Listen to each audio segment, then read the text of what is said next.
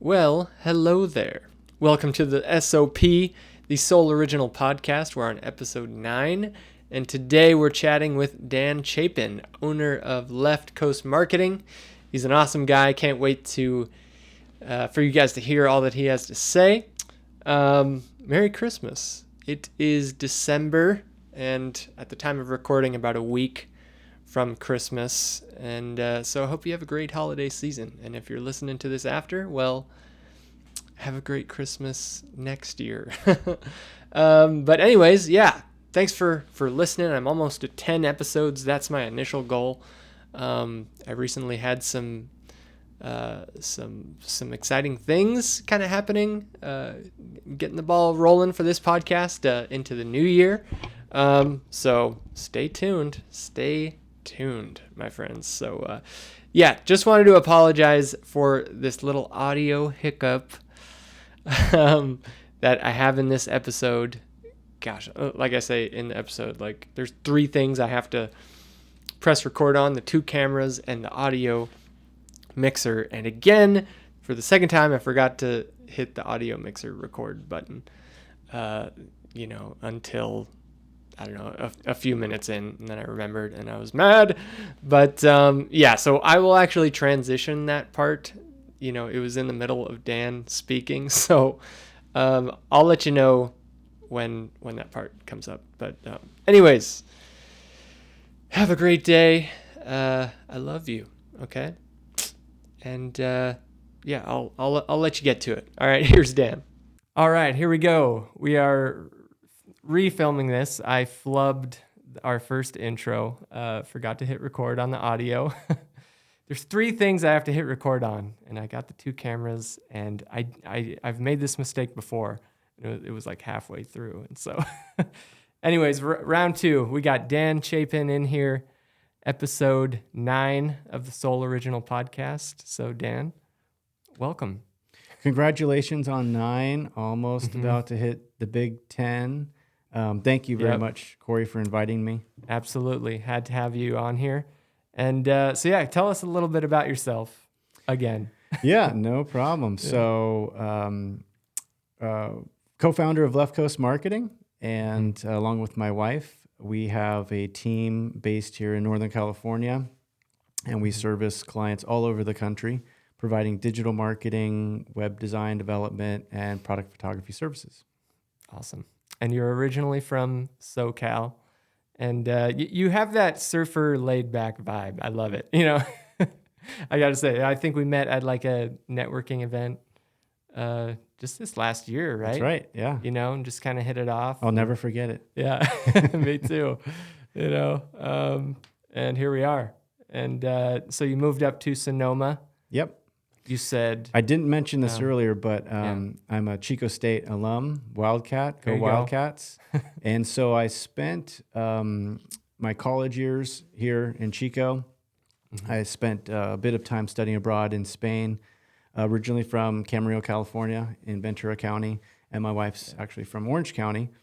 But after graduated from Chico, got a job with Robert Mondavi Winery, and jumped into the wine industry. So fast forward 20 years, 20 plus years, we're still working with wineries, and it's a big part of what we do today. Awesome. And then just a year and a half ago, right? Made the move out here to the Sacramento area. Yeah, not since my internship in college, where I worked for a software company here in Sacramento, had I really explored the area. And then during the pandemic, my family had nothing to do in Sonoma County. Everything was shut down. So we came out here and celebrated my daughter's birthday, went to Sunsplash, went to Topgolf, went out to Folsom. Good day right there, yeah. Oh, great day. Hit some breweries, and we all sort of fell in love with the area. So fast forward about a year after that, we set down roots, and we're loving it. Hopefully here to stay. Stop. Okay, this is the part, so I'm just going to bridge this a little bit. You're kind of going to jump into this conversation, or Dan's telling a story, but I'll just kind of throw you in. So this is where I messed up. Okay, I'm sorry. Resume. Go. we got a tour of the winery, hanging out. At the end of the tour, they start passing around this thing called a porron, and it's like a wine decanter with a spout on it. Okay. And you hold it up over your head and you drink out of it. It just streams into your mouth. And all the students pass it around, just a little taste of the wine. And I'm looking around thinking, this is a career? Like, this is something that somebody does? Yeah. Thinking about making wine and the whole production process. Right. And I thought, oh, I got to figure this out. So when I landed back in the U.S., I started applying for internships at different wineries. Okay. And I had a technology background and eventually landed at Robert Mondavi Winery. Nice. Sweet. So what was that like, getting to see? I mean, they're a big wine brand, right? So like, what did you learn, from working there? I learned, first of all, they take you through boot camp. So it's 2 weeks of viticulture and enology. So you learn how the grape growing process, wine growing, they call it, and then the production process. So by the end of 2 weeks, flipping through my book, I had taken some courses in school also. Okay. You can almost just about make wine at that point. Probably won't be very good wine, but you know enough to do that. Yeah. But working there, it was a crash course in the wine industry, and Robert Mondavi, can't say enough about him. He was considered the godfather of Napa Valley wine. Yeah. And so it was the perfect place for me to start. And I drank the Kool-Aid, so to speak. And the wine industry is sort of a fraternity sorority. And people, once you're in it, it's hard to break in, or at least it used to be. Okay. They stay within it, and they just move around to different companies, especially the large corporations. So I've made lots of contacts, and I've leveraged those connections to start Left Coast Marketing today. I would think once you're in, though, like, you must be like in, like, right? Are they pretty loyal?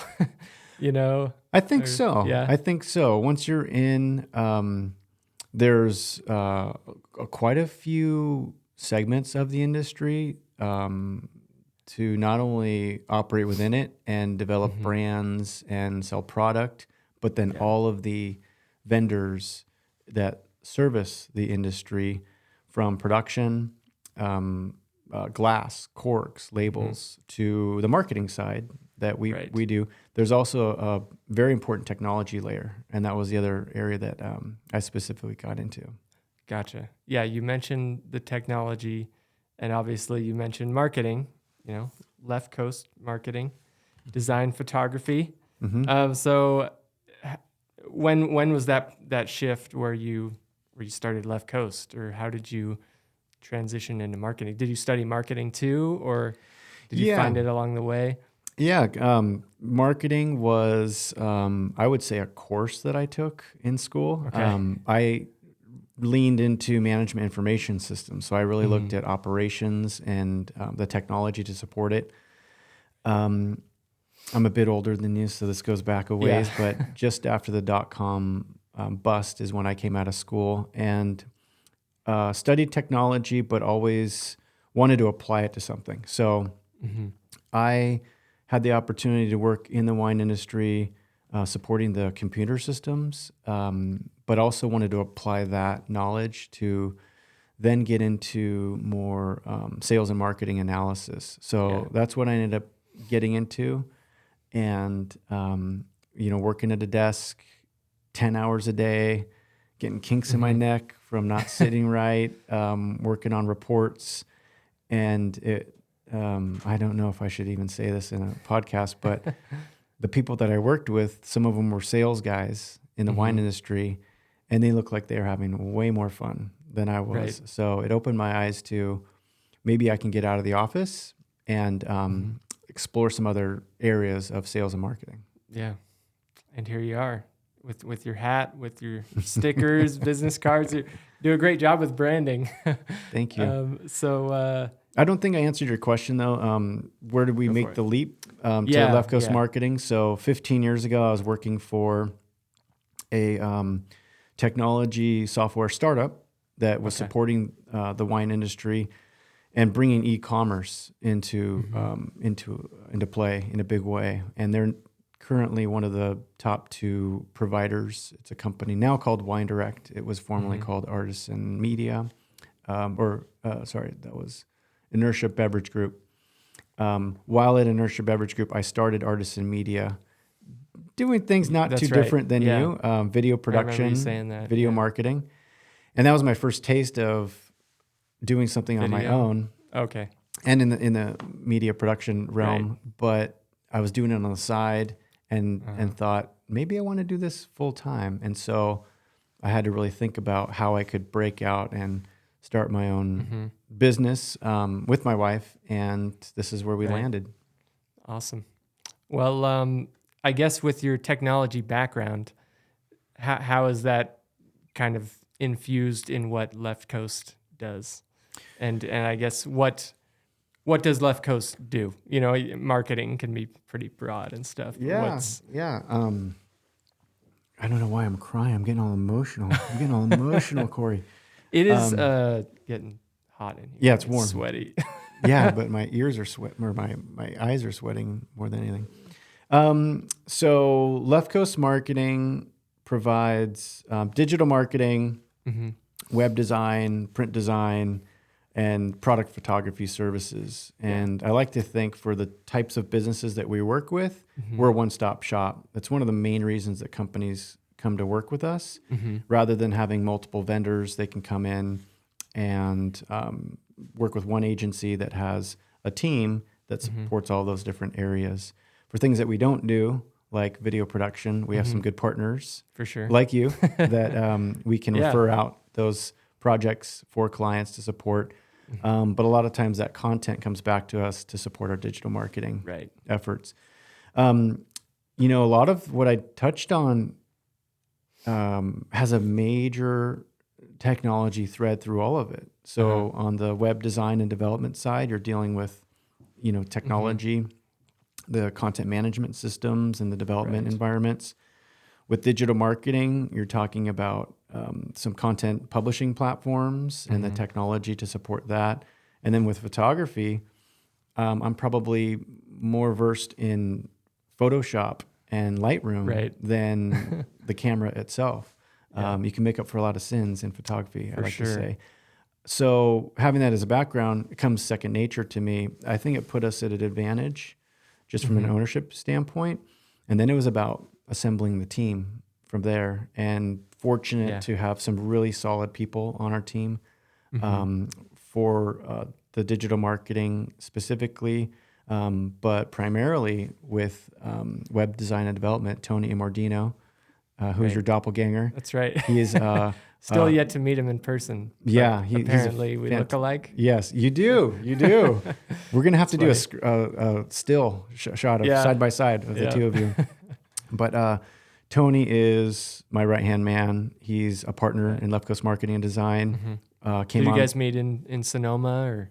Yeah, so Tony also has a wine background. He worked for one of the larger wine companies, Wilson Wine Group, and and we actually met working for a common client, and I needed someone to help us build some email templates. And my wife actually introduced me to Tony and said, "Hey, I think this guy could help out." And almost 10 years later, we're still working together. So right on.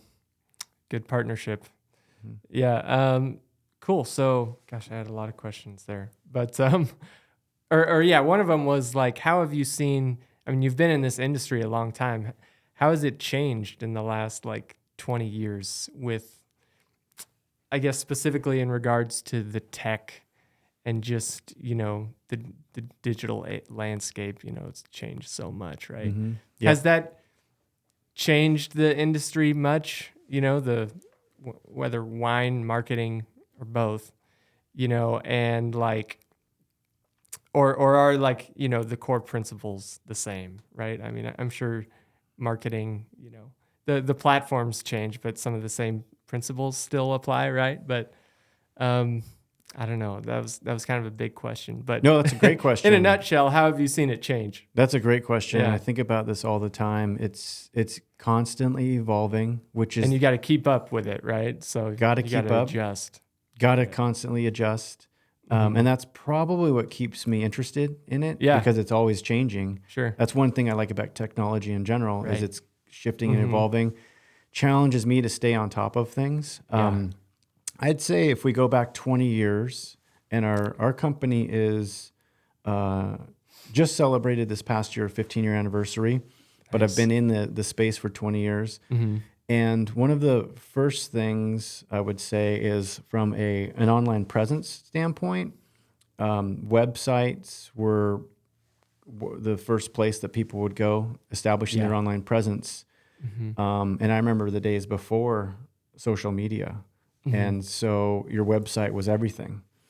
The next big shift was the advent of social media platforms. Right. And really driving traffic to them in a big way.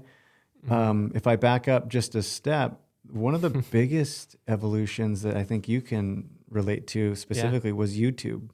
When YouTube first launched as a platform, we were more excited about the compression technology to be able to take video, upload it, compress it, and then even embed that within websites. Yeah. We weren't thinking of it as a platform and a channel yet. And that has completely transformed and created industries out of it. So that was another pretty interesting thing. Absolutely. And then with social media, I thought it would be a fly-by-night fad. Really? To be honest, yeah. You thought it would come and go, kind of? A lot of people jumped into it right away as consultants.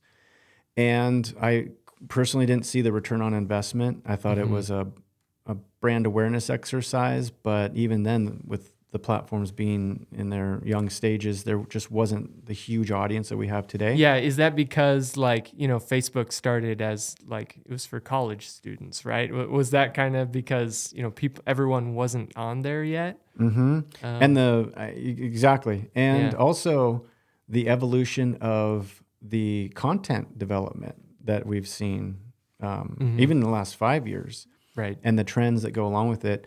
At the beginning, I think YouTube was very similar. It was just, okay, let's get a video camera and let's put some stuff up there. It's very bare bones, yeah. On Facebook specifically, it was written word. The multimedia piece of it wasn't a big part of that. You couldn't have video for a while, I feel like. It wasn't.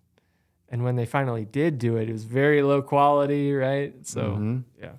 So fast forward to today, what we find is that the technology has advanced so much that we find that a lot of, especially the new younger generations, they are coming out of school, they can utilize social media, they can develop some of their own content.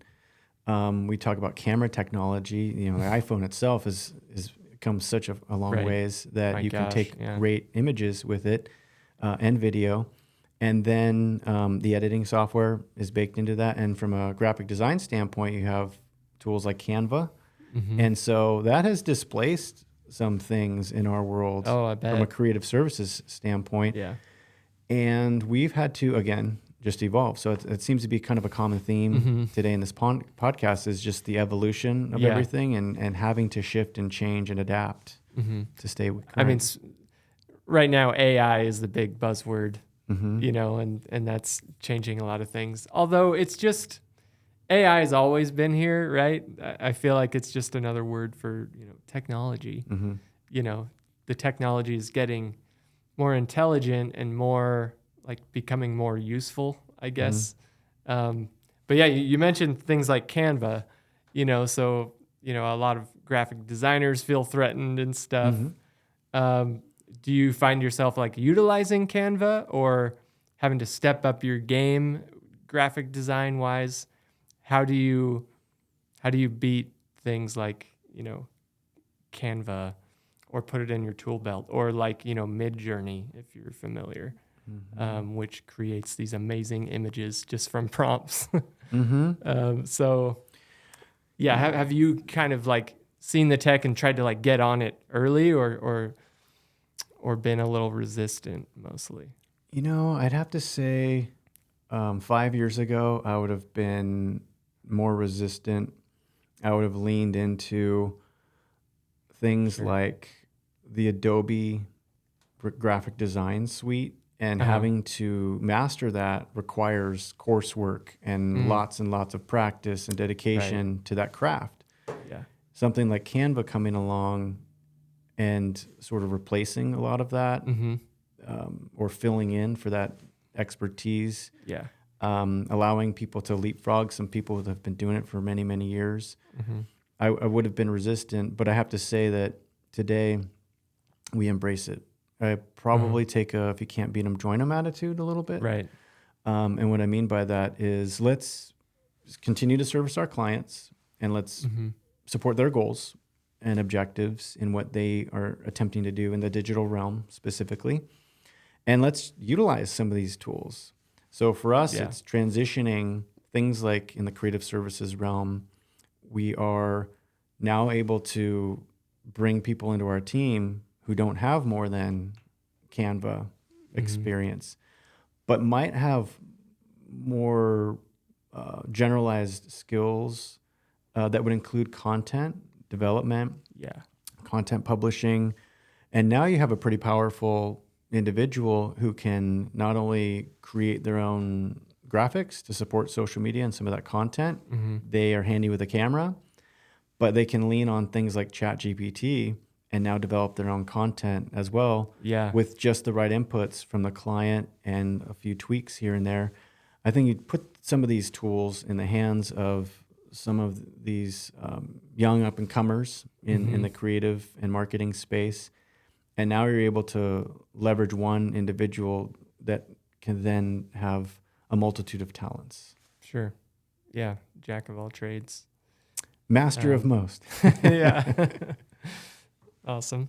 Cool. So I guess what are your goals for Left Coast for the future? Where are you looking to take it? How do you see it changing?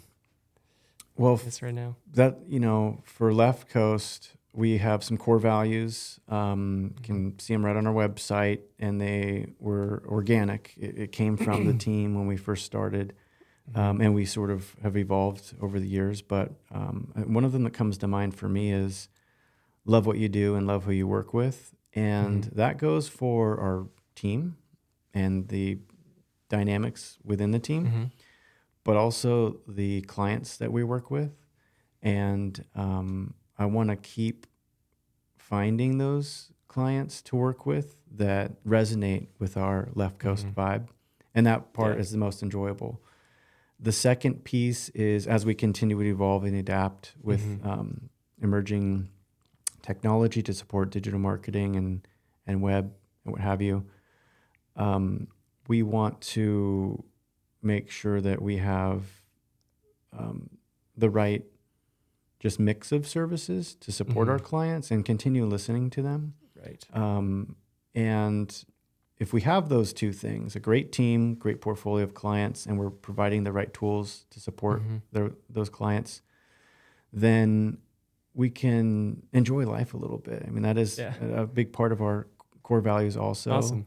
And I know a lot of companies say that, but one of my favorite kind of points of reference was a book written by the founder of Patagonia, and it's called Let My People Go Surfing. And that culture, Patagonia having been founded in Ventura County, where I'm from, is something that I took with me and took to heart. And that is, especially here living so close to Tahoe, if you want to get out for a day of snowboarding, and assuming all of your homework's done, clients are happy, take off and go enjoy that. I think there is a new evolution also with just work-life balance. Remote work comes along with that. And we've embraced that for the last 10 years. It's interesting to see other businesses and just society in general starting to adapt to that. But I think that's one of the benefits of our industry, the creative realm. Yeah, absolutely. You have the flexibility to work from anywhere and sometimes determine your own hours. Yep. Oh, that's a beautiful thing about, owning your own business, I guess, is, I've been doing that recently where my wife and I are talking about like maybe 9 to 5 Monday through Friday isn't always the best like work schedule. I think it's good that, Yeah, I see our society kind of questioning that a little bit. Like maybe we need a little more rest, Mm-hmm. and getting out and, going snowboarding, Mm-hmm. right? You're a skier though, right? No, Or no, no, no. you're a snowboarder. I Okay. skied once in my life, the very first time I hit the snow, and it didn't do very well, so I went right to Okay. snowboarding. That's right. Awesome. I've Wednesday, never skied, only Wednesdays are going to snowboarded. be my Tahoe day. Yeah. I'm deciding. I'm going to Nice. take calls up at the mountain. North Star has a co-working space at the base. Oh, there you go. Yep. So I'll just be Oh, you popping got in it and out. figured out. Yep. I had to land on a day, work around client meetings and what have you. And Wednesday, Yeah. right now it's opened up, so we'll see. Oh, sweet. And then work on Saturday and Sunday and make it all happen. Yeah. Oh, nice. Yeah, I love Tahoe. Love getting, yeah, like I was saying, like as a creative, it's important to make that space, give yourself that space to get away from work or just change your environment, Mm-hmm. Mm-hmm. so that you can recharge your batteries. And, I'm an introvert too, so I can't be around people the whole, all day. Oh yeah, I I can just need a relate. break I can relate. sometimes, you know. Lately, I've been for business. I have to go back and forth to wine country, and Right. Healdsburg and beyond can be some of our clients driving wise are about 3 hours one way. So Okay. it's a Yeah. full day of driving. Mm-hmm. I've decided spent a lot of time in hotels my first year after we moved here. This year, I am camping. So I'm just setting There you up go. camp, Nice. got a rooftop tent, and trying to be a minimalist about it too. Mm-hmm. Just bringing the bare essentials: wood, sleeping bag, chair, and Yeah. a little bit of food. And for Mm-hmm. one night, I Good think idea. sometimes you mentioned being an introvert. Sometimes I feel that too, and Mm-hmm. it's good to have that downtime. You're away from Mm-hmm. media, television. Yeah. You're forced to be alone and Mm-hmm. doing absolutely nothing but tending a fire at Just to night, think and yeah, processing. that's where a lot of the good ideas come from. And I forget that sometimes, and I'm like, I think I need to get away Hmm. because I'm like burnt out. But yeah, it's a big deal. But yeah, I Hmm. love to camp myself. But that's a really good idea instead of paying for a hotel. Oh yeah, I yeah. guess. Yeah. Stayed at Clear Lake State Park last week. One of our new Okay. clients is Shannon Family Wines up there, and Okay. in And yeah, Lake you County. mostly work with wineries, correct? We mostly Mm. work with wineries. I'd say 80% Mm-hmm. or more, but we have clients all over the country and Right. beyond the wine industry also. Mm-hmm. So any company that doesn't have the bandwidth, technical expertise Mm-hmm. to support their digital marketing strategy, their website, their online presence, Mm-hmm. and of course, product photography to support Mm-hmm. e-commerce sales across all kinds of channels, and their own Right. website, all the way to Amazon. Mm-hmm. Those are the kinds of businesses that we work with. Yeah. So do you have a lot of brands like just ship you their products and you take the photos and like the marketing collateral and stuff and just send it their way or Yep. Yeah. yeah. And it was interesting after the pandemic when people weren't moving Mm-hmm. around and they weren't making contact. Yeah. And also, e-commerce became a big priority Mm-hmm. for people, especially those who weren't already in the game and they had to figure it out because everyone Right. was sitting at home and they Yeah. couldn't go through the traditional channels to get their product to them. We started getting calls from all over the country and product getting shipped in, and I really liked that. I don't mind going out to clients. Sometimes it's a Yeah. great opportunity, especially if it's some beautiful winery. Right. But if they just ship their product to us, to our photography studio, home studio, it's so much easier. It's so easy. Yeah. It's like, yeah, you got the product, you got everything else. Hmm. Why drive across the, the country or whatever, right? Hmm. Yeah, cool. I did want to touch on one thing, and Yeah. that's how we work together. Yep. So, you were asking about evolution of different technology, Uh-huh. space, and other things. Um, Being, commercial photographer myself, not going out on location very much anymore. Primarily focused on studio photography, which my wife Stacy now runs. One of the things that comes up all the time is on location photography, architectural photography, portrait photography, all commercially focused. And those might be the images that need to support a website build out that we're doing. The other thing is video. And the one big area that has evolved is drone. And that is so fun. And I think seeing what people like yourself in that profession can do with some of the videography to then make this content that can live on the website, can live in the social media channels, I think has been one of the fun things to come along. Absolutely, yeah. The drone technology is just like taken off. Like I feel like every day they're announcing something cool still. You know, one drone that's better than the last one you bought.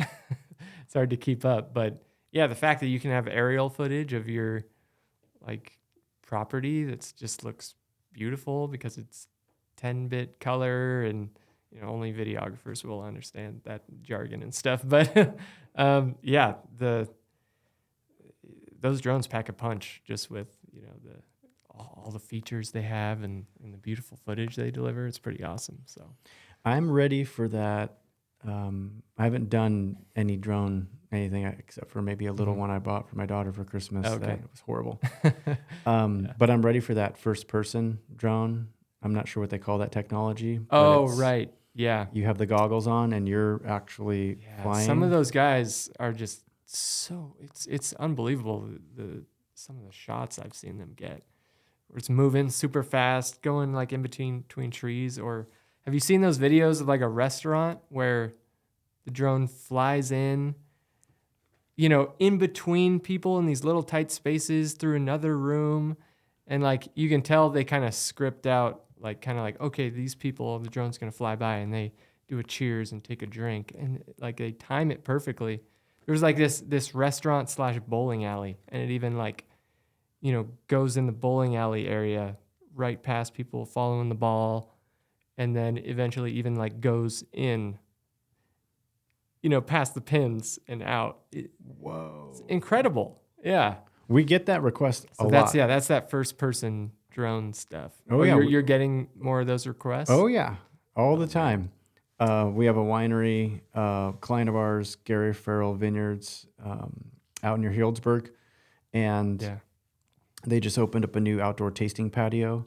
And they really want to get that sense of a drone flying from beyond in the vineyards and coming in and creating that experience of what someone would see coming into the tasting room. And there was probably some old technology that would let you to do that with maybe a Steadicam or something, but drone changes the game completely.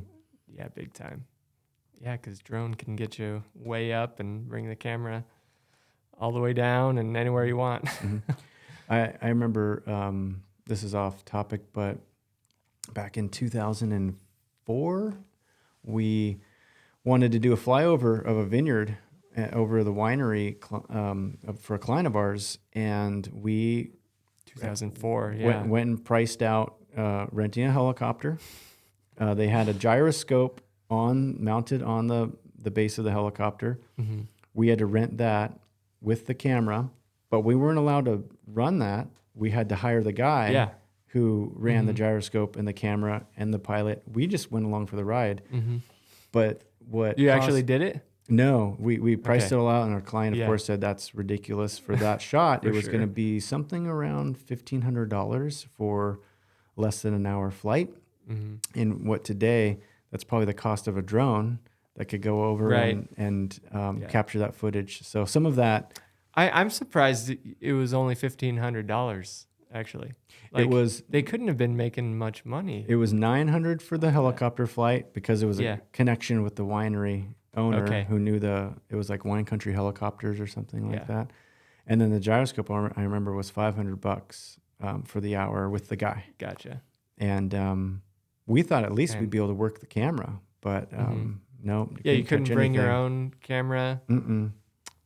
Yikes. Yep. Man. And so I just think about all of But yeah, that. you could buy a drone.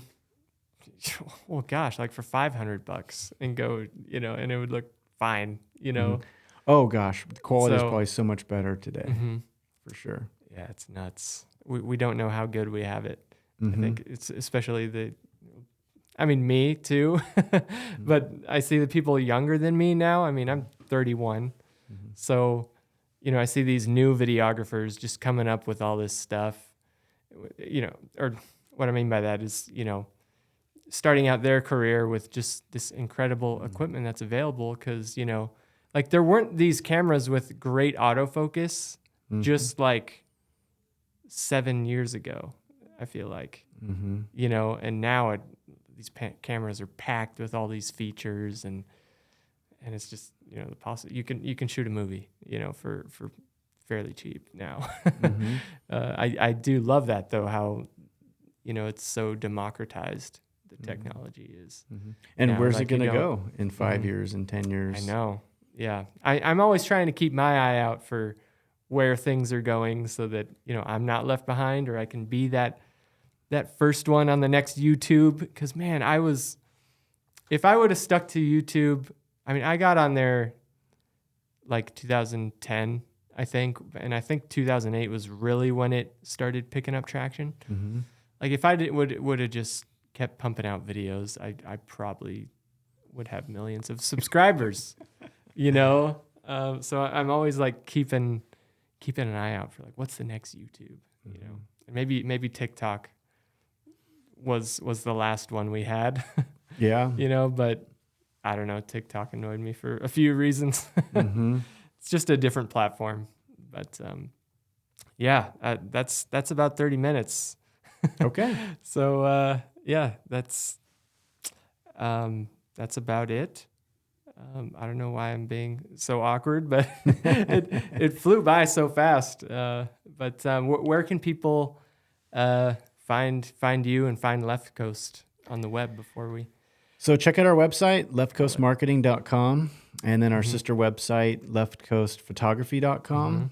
And we are scattered throughout Northern California, team based in Santa Rosa, and now most recently building a team here in the Sacramento region.